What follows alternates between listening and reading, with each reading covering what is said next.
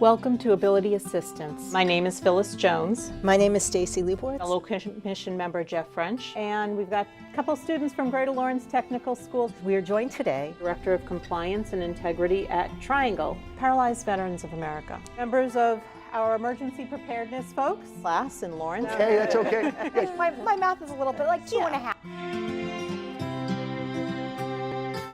Welcome to Ability Assistance. My name is Phyllis Jones, and I chair the Commission on Ability Assistance. And I'm Stacy Leibowitz, and I'm the Commission Secretary. Good morning, everyone. Good morning. And today we have behind the camera Susan Martin from North Andover CAM. And we're doing our first remote episode today. So unfortunately, we don't have our Greater Lawrence Tech kids behind the cameras like we normally do. But we want to wish them well, hope they're safe. Hope their families are safe, and we miss them all, and we look forward to seeing them again soon. We are joined today by two amazing women who absolutely refuse to allow their disabilities to get in their way. And I want to introduce Diane Pappas and Lexi Pappas, mother and daughter. Thank you, ladies, for coming. Hi, Phyllis. Thank you. Thanks for having us.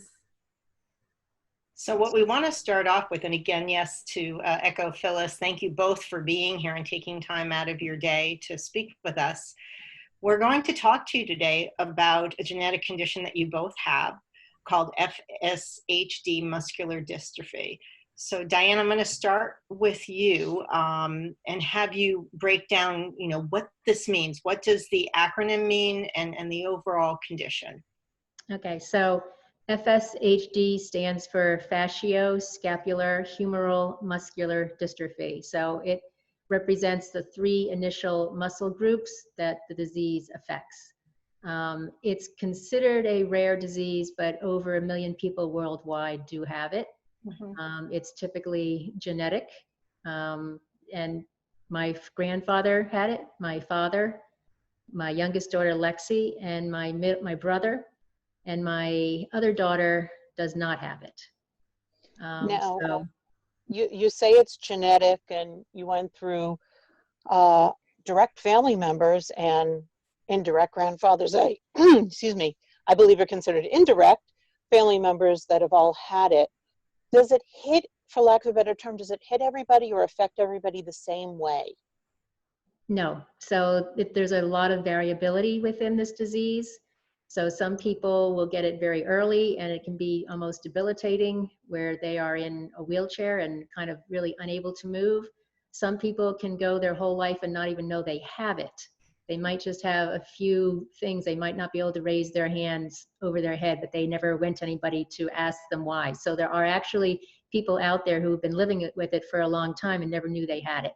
And then there are those that, more like my family, we have a semi-mild, well, it's hard to say, but my father, my brother, and myself really did not become affected until later in life, in our 40s and 50s, and even later.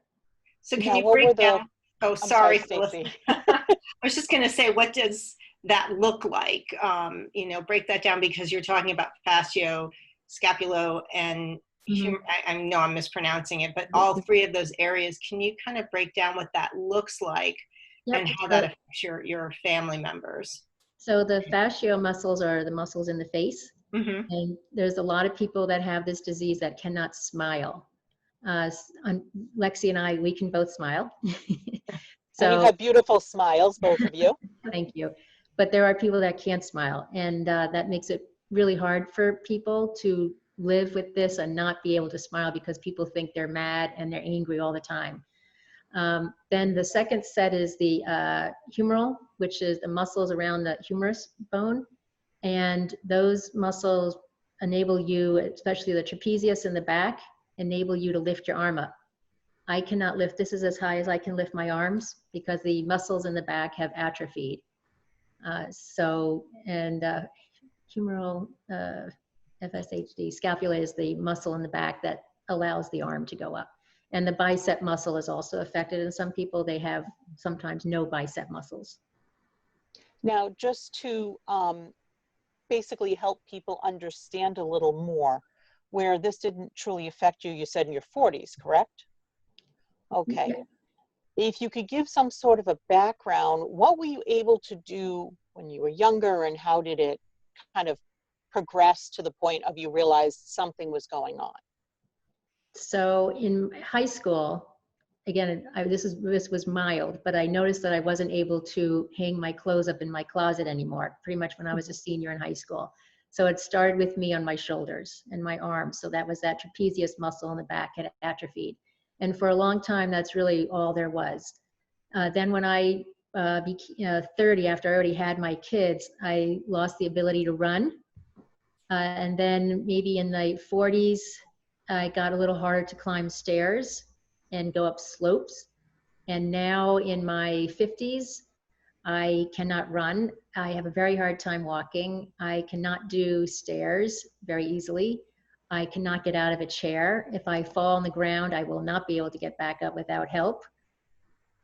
There's a lot of things that I can't do, but at least I'm not in a wheelchair. Now, I'm sorry, this is so hard doing it by Zoom. Okay, go ahead. You first. Now, I was going to ask about some of the medical strides or treatments that are, or are there any treatments actually for this condition? Lexi, why don't you take that? Yeah, so there's no known treatments that can significantly help FSHD. You know, right now there are a lot of companies researching for treatments or even a cure for FSHD.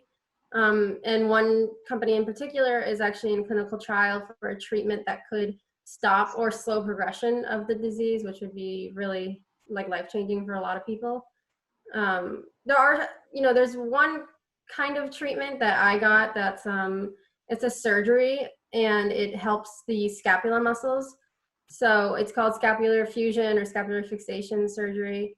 And basically they go into your back and they are able to attach your scapula to your rib cage with wires, and then over time it fuses once the surgery, like once you're recovering.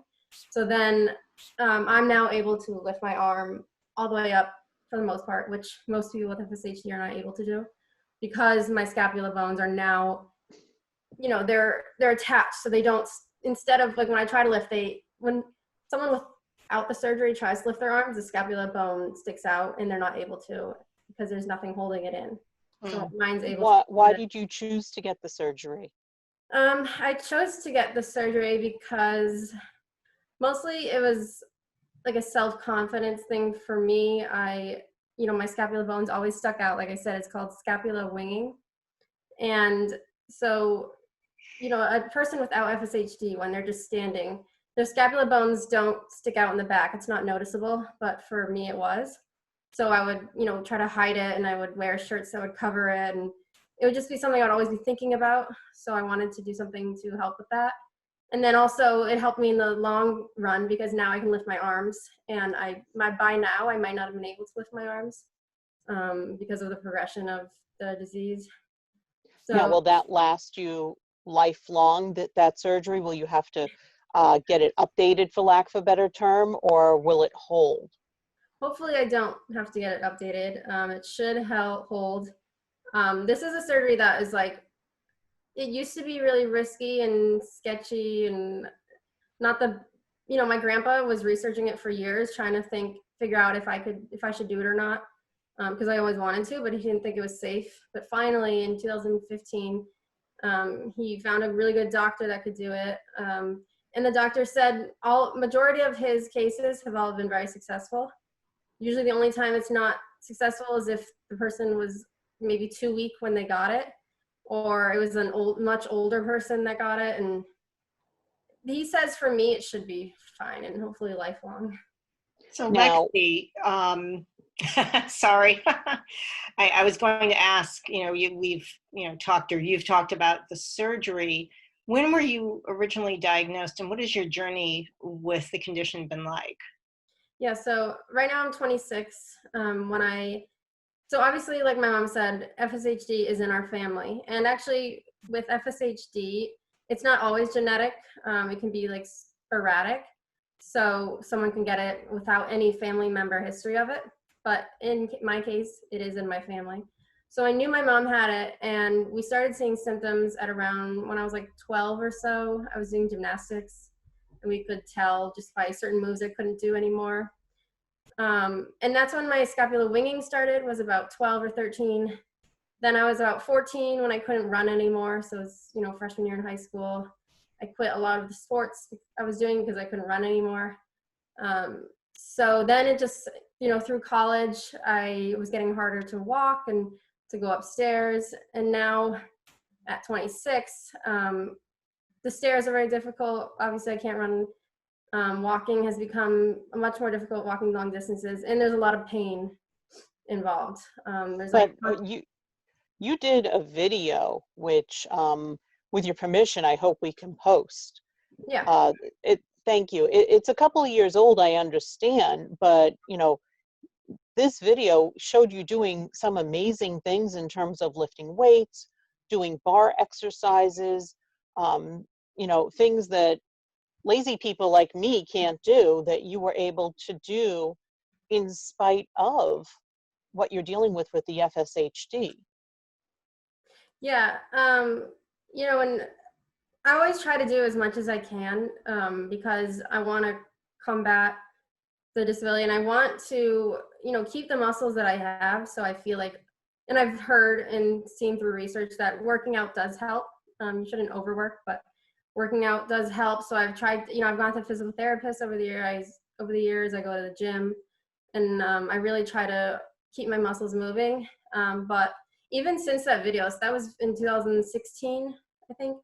And now I can't do a lot of the things that I was doing then. And my disability has definitely progressed a lot, which is kind of crazy. It's only been, 4 years. Yeah. So I've seen a lot of progression since then. Yeah, Phyllis, just to put that into perspective too, like in that video, you saw me coming upstairs. Right.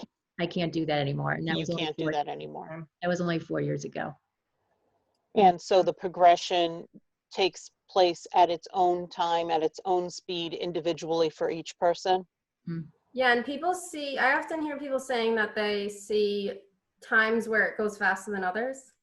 So Okay. like maybe you're over a period of, even for my mom, her whole life was very mild, and then all of a sudden now it's going very, very quickly.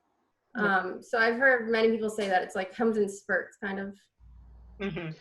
So Now, Diane, for you, obviously Lexi has talked a little bit about her process with this, and Diane, you've discussed the history and where you're at now in your 50s.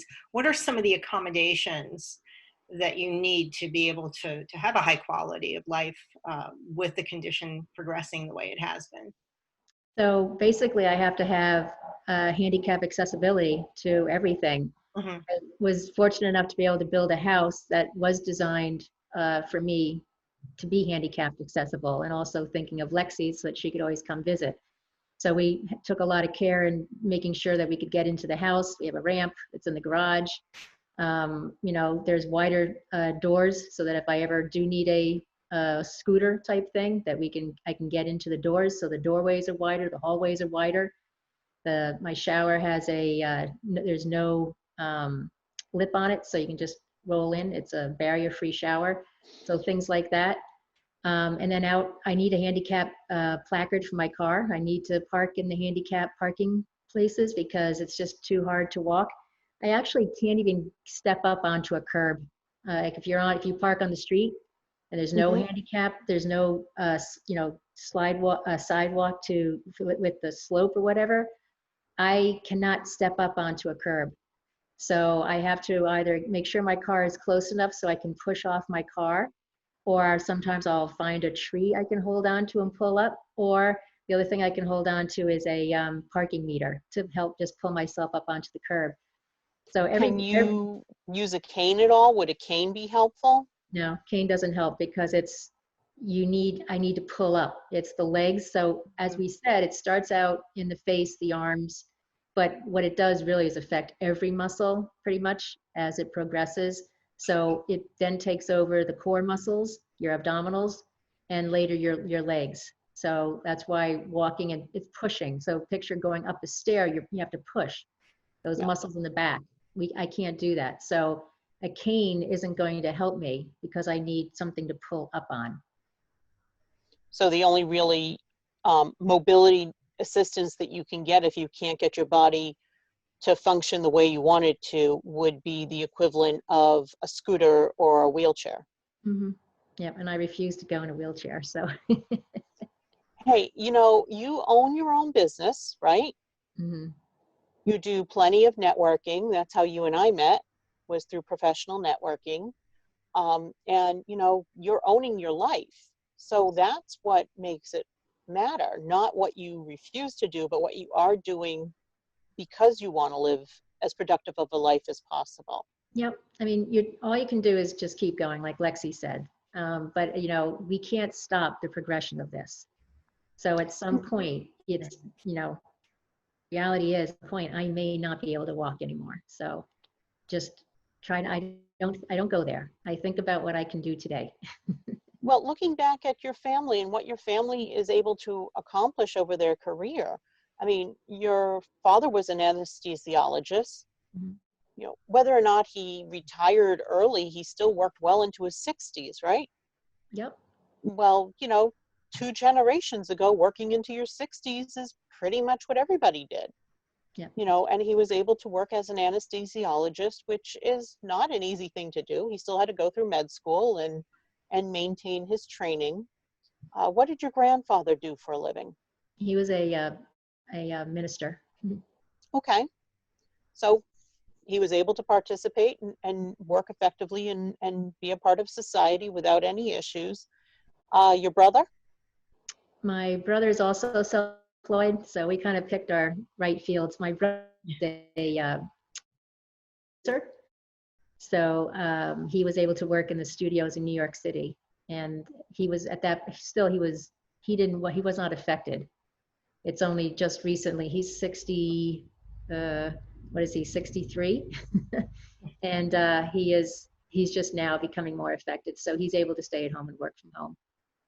Which is an accommodation. And, you know, people with disabilities sometimes have to make accommodation, but Mhm. it's not just people with disabilities. I mean, working moms, working dads have to make accommodations as well. So that's just normal. Yeah. Yeah, There's but nothing especially now, right, with COVID-19, a lot of people are working from home at this exactly. I Well, mean, look at us right now. point. what I'm hoping is that because people now see that you can work from home doing Zoom meetings and everything like that, that those of us with disabilities will be able to continue to stay at home, you know, if we choose to, because it's just too difficult to go out and still be a functioning part of, you know, a work environment. So, you know, Phyllis, for our networking meetings, if I can't go visit other groups, I'm hoping that I can still maybe go visit by doing Zoom and therefore continue my networking, even if I physically can't get to those other areas. And that's something that I know they are definitely talking about. You know, Lexi, you also work remotely. For your job, you've always worked remotely because of what your job entails. But what type of work do you do so that people can understand it's not just jobs for handicapped or disabled people, it's just the way that particular job functions? Yeah, my job, I'm a video editor and producer at Dell Computers. And Dell is they're really pushed for working from home, which is really nice. So I've always been able to work from home. My team is like kind of international. So we're all over the place. And yeah, everything's remote, and I do have to travel for work a few times a year, but it's nice to get out and socialize with people. So I'm not home all the time, but it makes me really, thankful that I can actually have a job where I get to work from home, especially in video editing, because a lot of times you do have to go in for that kind of stuff because, shoots are in the studio, they're not at home. Yeah. So luckily I'm able to do that all at home. But I did want to say one thing about all this now, about how everyone's working from home now. And I've heard from a lot of people with disabilities how, before this all, they weren't able to get jobs because when they asked if they could work from home for a few days a week, the job said no. But now we see that Which is illegal. Right. But now we see that everyone can work from home, and it's kind of just, it sucks for people with disabilities because this is something we've, like, a lot of people have always wanted. And now, you know, we're realizing that you can do it. So hopefully this will change for a lot of companies, and, you know, maybe it'll really help cater to those with disabilities and anyone. I mean, who doesn't want to work from home if they can? So. And I think that begs some other questions around that issue and concern about discrimination. I think that's an interesting segue, because now people are seeing that more people can work from home than you think, and that it can be very supportive and helpful for those who have a disability. What are some of the barriers that you each have faced in dealing with, you know, I know that you each probably have a handicap placard, you know, for your cars. Clothing may be an issue, you know, how to dress and be comfortable. What are some of the issues that each of you have faced? And I guess I'll start off with Lexi and then Diane. Well, for traveling, so like I said, I travel a few times, like 5-6 times a year, and I love it, but I do have to travel alone most of the time. So, you know, I have to carry a suitcase, and sometimes we're away for a week and I have to bring a big suitcase. So I always have to ask people to help me, like strangers in the airport, which is, you know, it kind of sucks because, I don't know, I'm a little shy. So it's just out of my comfort zone to be asking strangers to help me with stuff. So like I ask people to help me bring stuff off the, you know, the baggage carousel. They have to help lift my bag off. Why not reach out to the, because I know that at the airports, they do have people there. Why not reach out to them versus just asking strangers? Because, you know, when you're waiting around the baggage carousel, those are the people that are there, just strangers. I have asked people that work at the airport and on planes, which this is kind of something that caught me by surprise. So I have, like, you know, I could bring a carry-on bag, and I want to, sometimes I don't want to check a bag because it's just annoying. So I want to be quick and I want to have my carry-on. So I bring it on the plane, and I've asked flight attendants if they could help me, and most of them aren't allowed to. Which, I mean, I get for, I mean, it's like a legal reason. They don't want to damage your stuff, I assume. I don't know what it is, but most of the time they say no, which sucks because then I'm like standing there alone. And a lot of times I board planes early because you can board early for disabilities, and I want extra time. Right. And so I'm just like standing there and nobody's going to help me. And they say that if they do help me, they need me to help them too. So we need to do it together, which I can really barely do anything. I can't lift a suitcase above my head whatsoever. So it's just been, that's disappointing that, you know, you're not getting that type of assistance, and that type of assistance is supposed to be there for you. Yeah, it's also, Phyllis, to try to, even when, like, I now need a wheelchair to get from the front to the gate because it's just too long for me to walk. And you have to wait sometimes a half an hour for a wheelchair. So they're not just readily available. So these, definitely when you're going to pick up your luggage, there is no one there to help you because they're too busy doing other things. There are no extra personnel just hanging around to help someone like Lexi lift her bag up. I always go with my husband. I cannot travel alone. Hopefully by doing something like this, we can bring attention to that, which is the whole point of the show anyway, to bring attention to it and catch somebody's eyes so that they're aware of it. I think it's a real eye-opener, and for those of us who may not need that kind of assistance, I think it's important that everybody really present that. And yes, Phyllis, to your point that, you know, a show like this brings that information out, that, you know, the things that we take for granted day to day are not easy for somebody who has a challenge like this, and something as, you know, it's going through an airport, getting your luggage. It shouldn't be that complicated. It shouldn't be that difficult to get a wheelchair. Why does it take a half an hour? And also to help with luggage, that's ridiculous, because to Phyllis's point, there should be somebody there to help you with that. And to be concerned that, you know, they may be held liable or something. I think those are, if there is actually any kind of regulation, or if it's just that they just don't want to help, that has to be addressed with the airlines too. So this is, you know, it's disturbing, but it's important information that you are both sharing. Now, just face value, I'm looking at you both. Neither one of you look disabled. Diane, you mentioned that you have a handicap placard.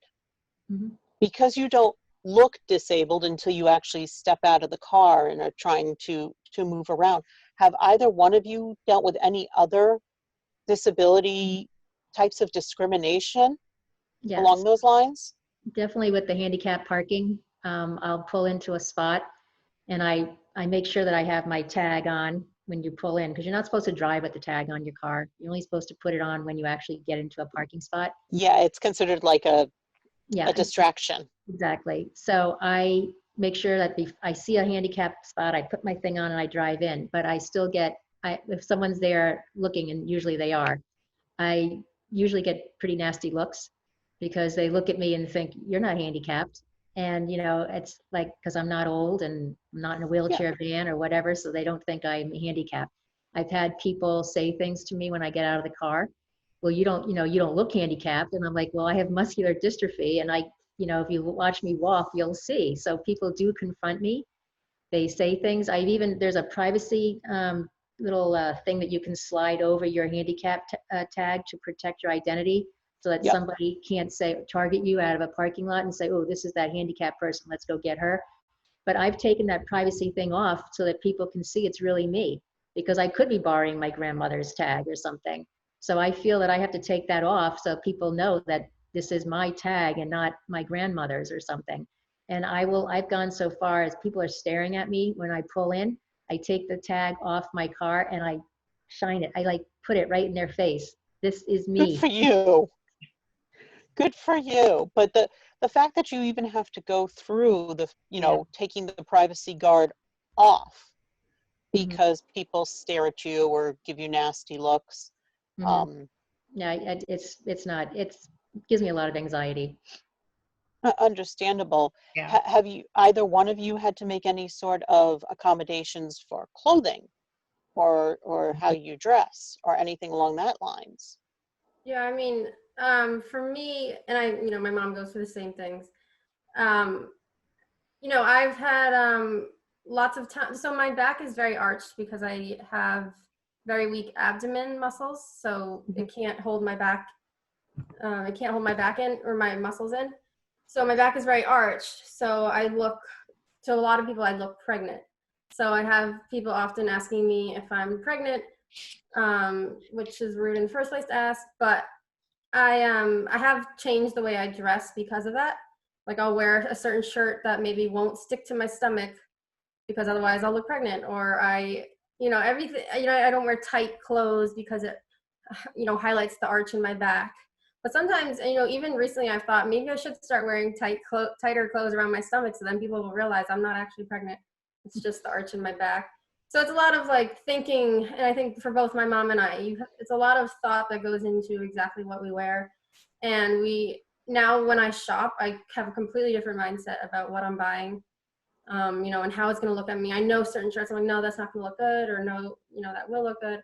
So yeah, that's definitely a big part of our everyday decision is the clothes we wear. And it's a step up from when, for example, if Stacy and I were going shopping, it's like, oh, that just doesn't look right on me. It's a further step up, and people need to realize that this is more than just, ooh, that color or that style just doesn't look right on me.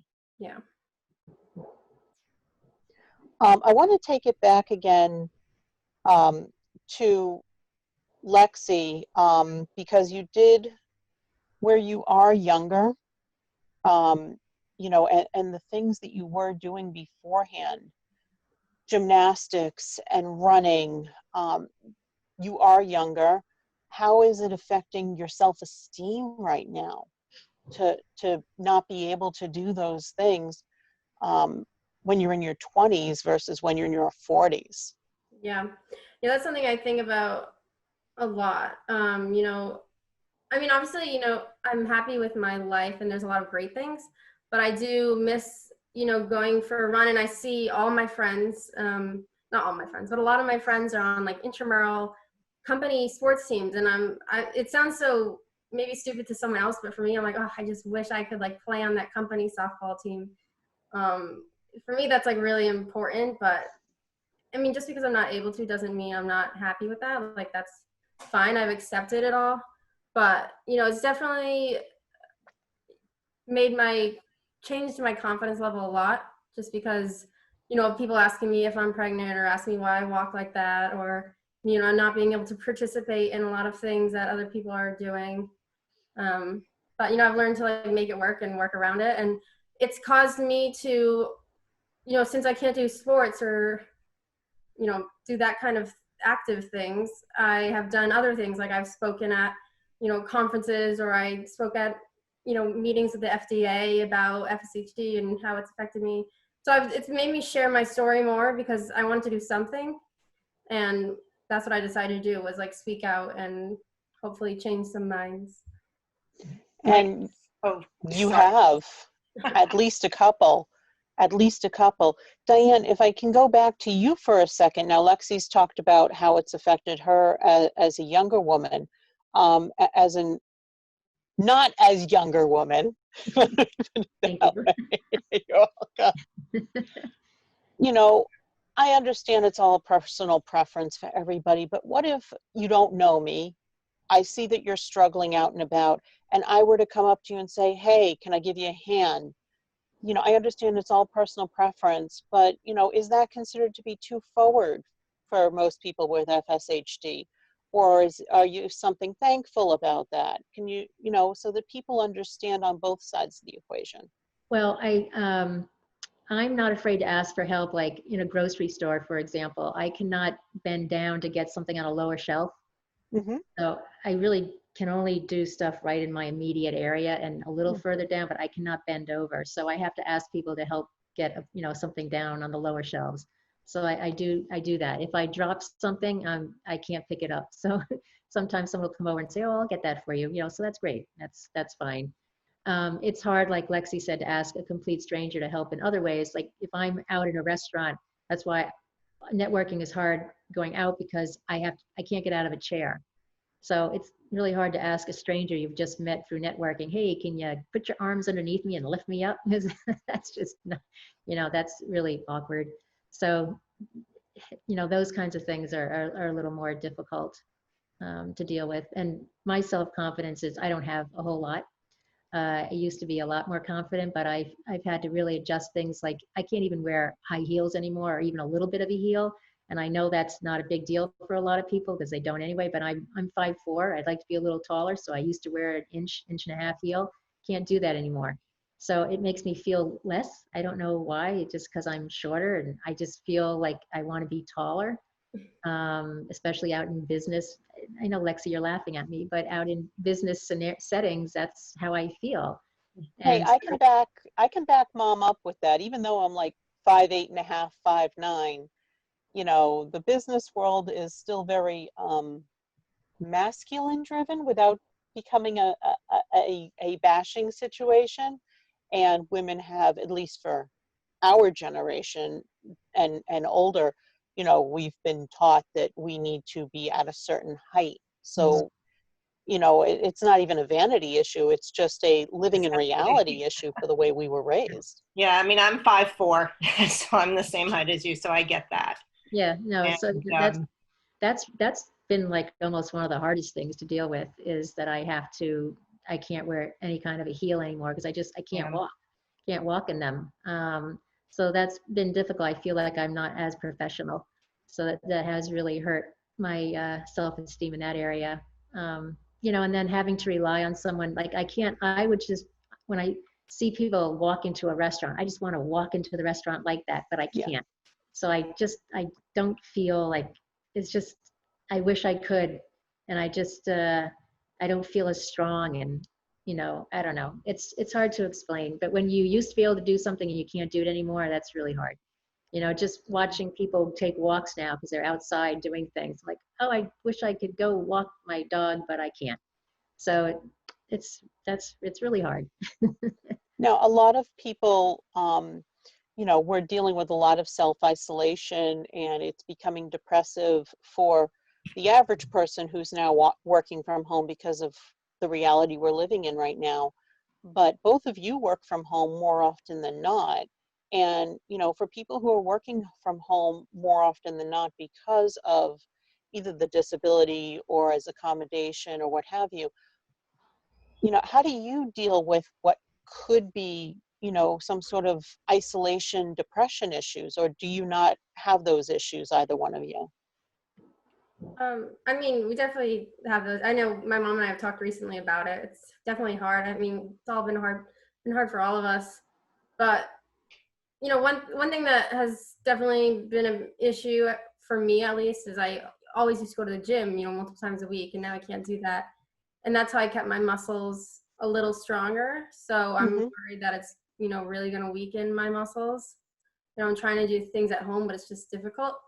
But I think for me, like, I am kind of a homebody a lot of times, so I like to be at home. And because of FSHD, it's, you know, we have a high amount of like fatigue, so we don't always want to do a lot of things anyways. So it has, you know, it hasn't been extremely hard for me, at least. But not being able to go to the gym or go outside and like my mom said, you know, we can't walk outside. But yeah, I don't know. I think for me, it's just like I'm kind of used to being at home a lot. I don't know about my mom. Yeah, no, I'm not. I'm an introvert as well, and so I was a stay-at-home mom too, so I was always at home. So I guess I'm able to tolerate it, and I don't need to be in an office, you know, with that stimulation with other people. So, and What about online support groups, or? I haven't really had a need for that.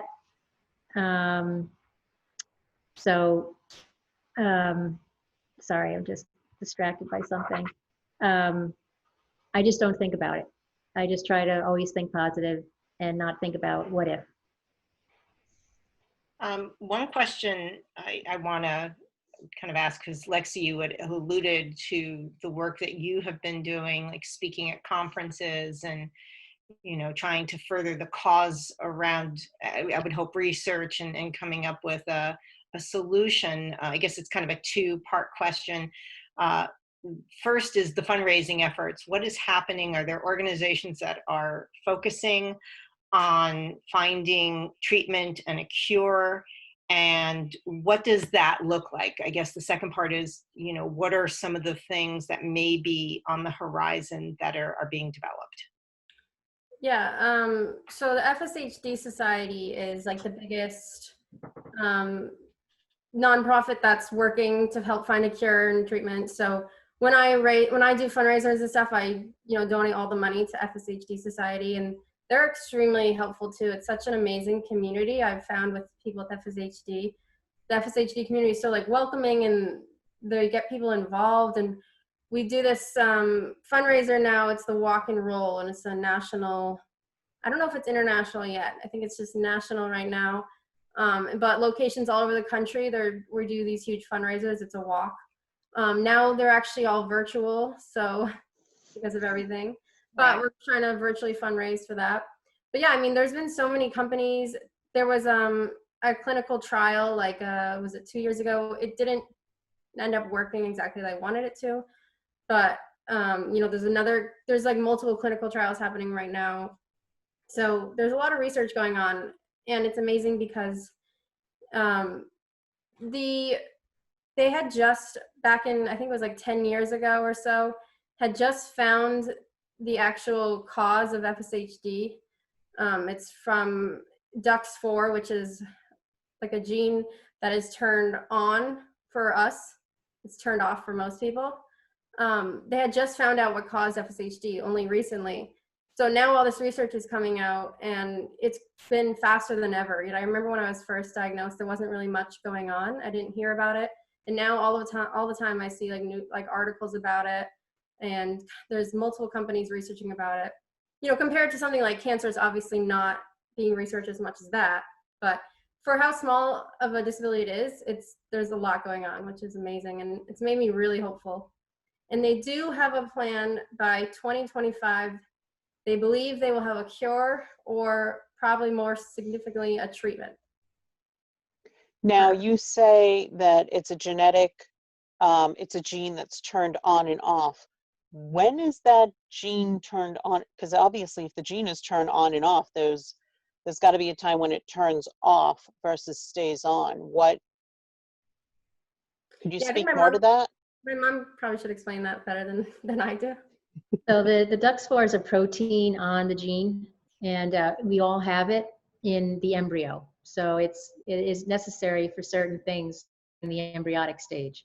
But in everybody else, it shuts off and it never to come on again. It for whatever reason, that protein stays off with it stays on, and that's the problem that causes it. And what they're trying to do now is find a way to get it off. Yeah, that'll be, if it's a cure, the cure would be to turn off DUX4. And that And would, that's then- something you would do at the embryonic stage or like right after birth with something like a vaccine? No vaccine, I don't think. It would be something to treat people who have it. And then the type of what they would do for if you were to give birth is they would take out the genes in the eggs. They'd have to do the in vitro. They would have to take out the gene that carried on. That would be right now what they would do. I was going to say something else, but I forgot.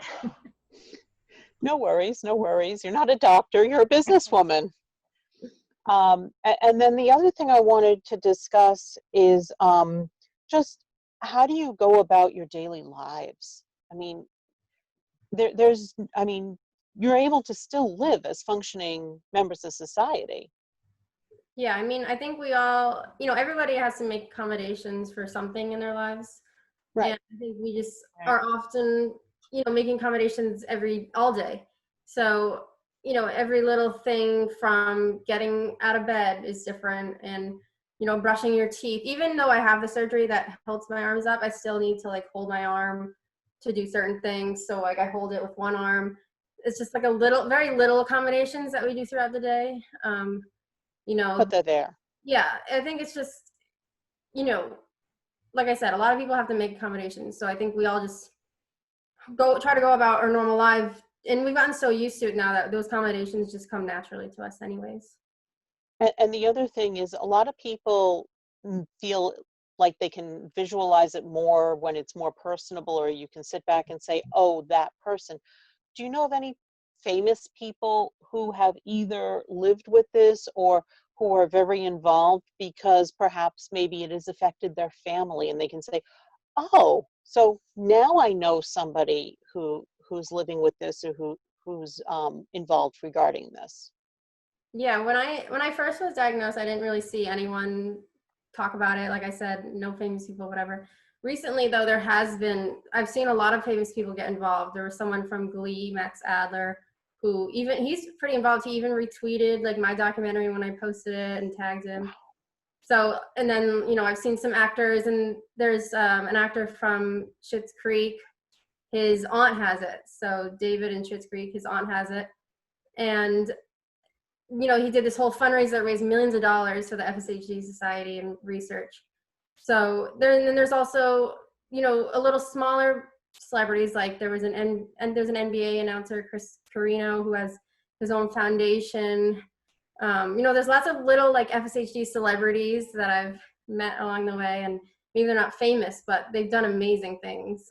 But if you, for example, if you're a basketball fan with the NBA, you might have known this particular announcer, and then you can personalize it better. And I think a lot of people, when they sit back and go, oh, this famous person, and they can connect the dots, I think it sometimes just makes it a little bit easier.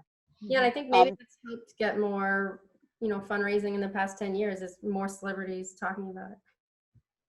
Now, let me ask you both, is there anything that we haven't discussed about how you live with this, how you function with this, and how other people can get beyond either this or whatever other disabilities they might be living with?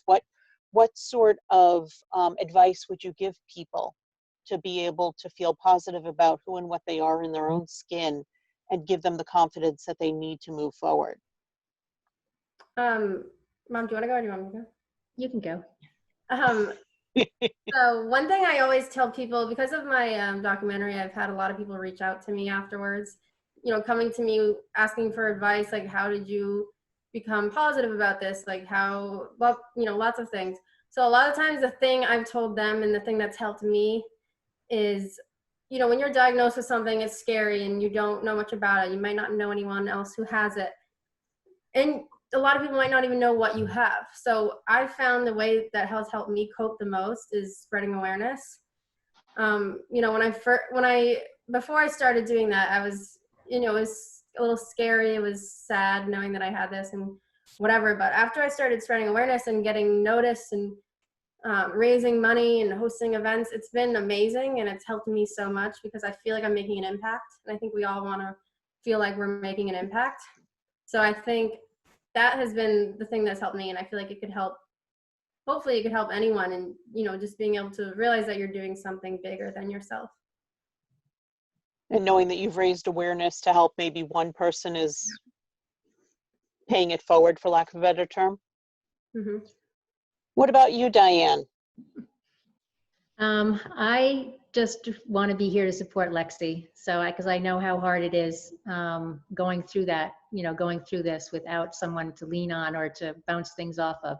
So I'm just fortunate that that I have it and that I'm here for her, which is kind of silly, but we're in this together, which I know That's not silly at all. That's a mother or a caregiver's job. So, yeah. So Stacy, I think you'd agree with me on that one. Absolutely. yeah. Absolutely. So my whole focus, you know, I didn't want my kids to have this at all. So, you know, my whole focus is just to try to be there for her and to make, you know, hopefully make her life easier. And I always said to myself, you know, Lexi's she's gonna do something really good with this whole thing. She's gonna take this. For me, times were different back then, you know, plus it really was, I was not as badly affected. I didn't have that surgery because number one, it wasn't being done, but number two, my arms were just not as bad. And they really still kind of aren't, even though I can't raise them. My shoulder blades don't stick out as much as hers did. So there is that difference. But I knew that she would be, I knew that she would just take this and take it to another level. So I'm here to support her for that. And it seems like she already is. Yep. With all the Yes. awareness, so that's great. Kudos to you for stepping up and doing something and taking advantage of the way life has changed and doing it and pushing it forward. And kudos to you, Diane, I know people are like, why are you looking like this? It's because there are 4 screens and that's why we look.